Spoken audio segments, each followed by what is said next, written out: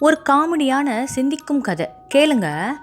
ஒரு பாதையோரம் இருந்த குளத்துக்குள் பக்கத்தில் ஒருத்தன் சின்ன சின்ன கற்களை அடுக்கி வச்சு ஒவ்வொரு கல்லாக எடுத்து குளத்துல போட்டுக்கிட்டே இருந்தான். அந்த பாதையில் போன எல்லாருக்கும் என்னடா இவன் இப்படி கல்லை ஒவ்வொன்றா போடுறானேன்னு சந்தேகம். ஏன்பா தம்பி, உனக்கு வேற வேலை வெட்டியே இல்லையாப்பா, இப்படி கல்லை குளத்துல போடுறியே அப்படின்னு கேள்வி கேட்டு பார்த்தாங்க. அவன் அவர்கள் இப்படி கேட்பதை கண்டுக்காம 1 2 அப்படின்னு எண்ணிக்கிட்டே மீண்டும் கல்லை குளத்துல போட ஆரம்பித்தான். இவன் இப்படி குளத்துல கல்லை போடுறதும் வழியில் போகிறவங்க கேள்வி கேட்பதும் அவன் 1 2ன்னு எண்றதும் இது ரொம்ப நேரமாக போய்கிட்டே இருந்துச்சு.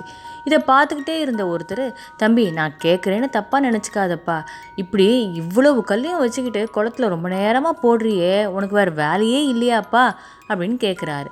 நீ தப்பாக நினச்சிக்கலன்னா கொஞ்சம் ஏன்னு சொல்லேன் அப்படின்னு கேட்குறாரு. ரொம்ப நேரமாக பேசாமல் இருந்த அவன் சொன்னான், இந்த உலகத்தில் யாரும் வெட்டின்னு செய்கிறது இல்லை, அவன் செய்கிற வேலை பற்றி அவனுக்கு தெரியும். எனக்கு தெரிஞ்சு உலகத்தில் வெட்டி வேலை அப்படின்னு சொன்ன அடுத்தவன் என்ன செய்கிறான் எப்படி செய்கிறான் அப்படின்னு ஆராய்ச்சி செஞ்சுக்கிட்டு கேள்வி கேட்குறதையே ஒரு வேலையாக வச்சுக்கிட்டு இருக்கான் பார்த்தீங்களா, அவனைத்தான் சொல்லுவேன். அப்படிப்பட்ட ஆட்கள் எத்தனை பேர் இங்கே இருக்காங்கன்னு எண்ணி பார்த்தேன் அப்படின்னு சொன்னானா.